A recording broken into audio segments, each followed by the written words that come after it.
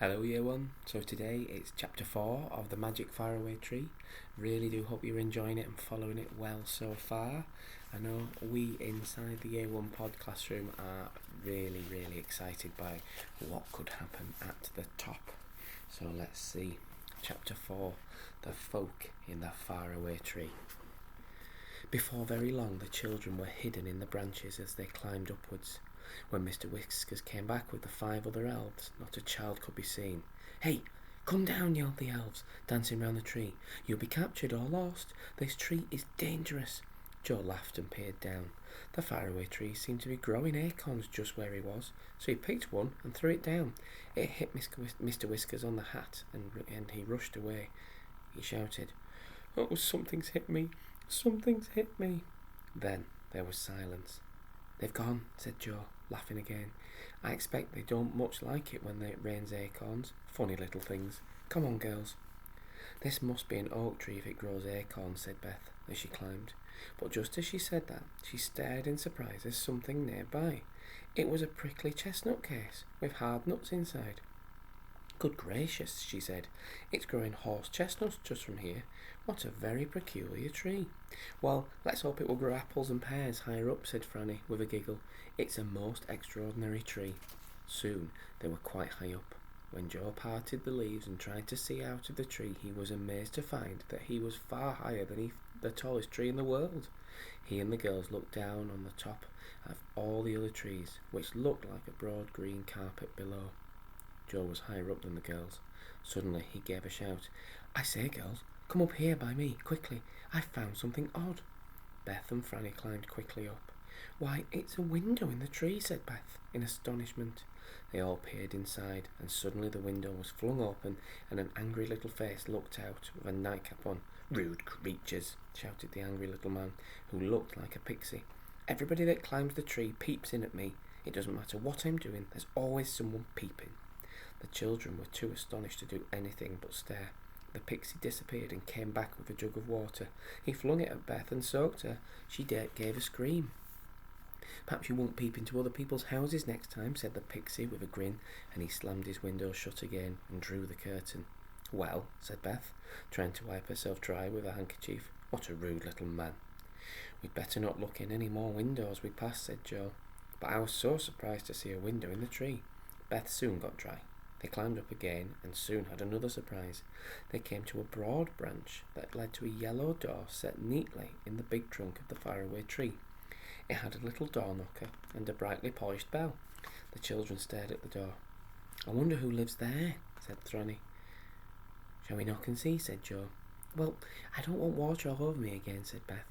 "We'll ring the bell and then hide behind this branch," said Joe.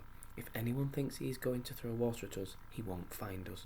So Joe rang the bell, and they all hid carefully behind a big branch. A voice came from inside the door. "I'm washing my hair. If that's the butcher, please leave a pound of sausages." The children stared at one another and laughed. It was odd to hear of butchers coming up the faraway tree. The voice shouted again, "If it's the oil man, I don't want anything. If it's the red dragon, he must call again next week." "Good gracious," said Beth, looking rather frightened. "The red dragon? I don't like the sound of that." At that moment the yellow door opened and a small fairy looked out. Her hair was fluffed out round her shoulders, drying, and she was rubbing it with a towel. She stared at the peeping children. "Did you ring my bell?" she asked. "What do you want?" "We just wanted to see who lived in the funny little tree house," said Joe, peering in at the dark room inside the tree. The fairy smiled. She had a very sweet face. "Come in for a moment," she said. "My name is Silky, because of my silky hair." "Where are you off to?" "We are climbing the faraway tree to see what is at the top," said Joe. "Be careful you don't find something horrid," said Silky, giving them each a chair in her dark little tree room. "Sometimes there are delightful places at the top of the tree, but sometimes there are strange lands too. Last week there was the land of Hippity Hop, which was dreadful.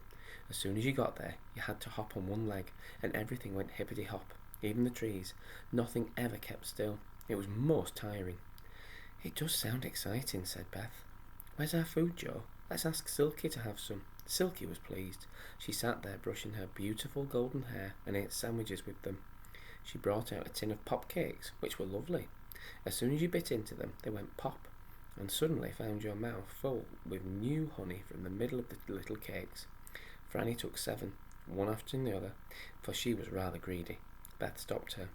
"You'll go pop if you eat any more," she said. "Do a lot of people live in this tree?" asked Joe. "Yes, lots," said Silky. "They move in and out, you know, but I'm always here, and so is the angry pixie down below." "Yes, we've seen him," said Beth. "Who else is there?" "There's a Mr. What's-his-name above me," said Silky.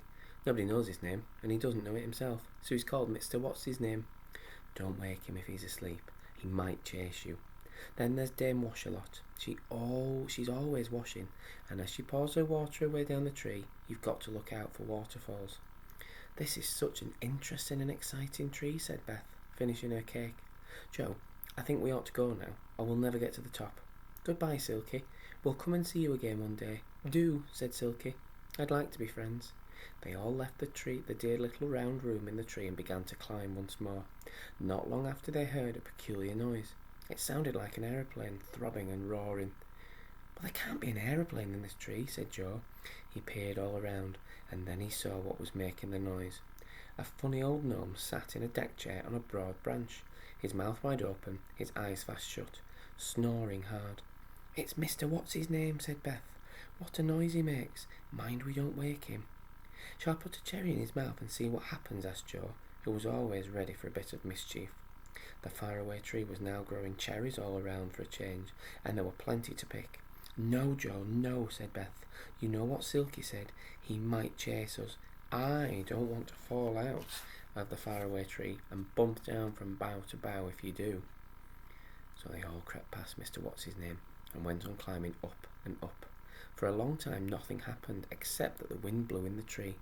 The children did not pass any more houses or windows in the tree, and then they heard another noise, rather a peculiar one.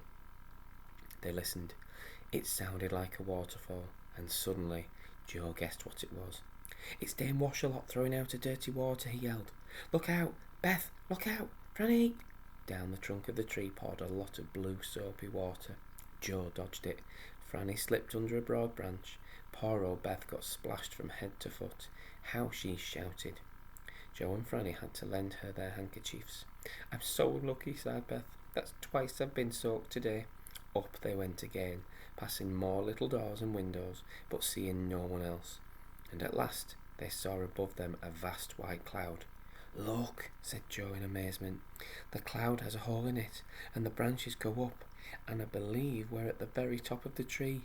Shall we creep through the cloud hole and see what land is above?" "Let's!" cried Beth and Franny. So up they went. That was chapter 4. So they're just about at the very top of the tree. Okay, I will see you tomorrow for the next chapter, when hopefully they'll get to the top. Bye.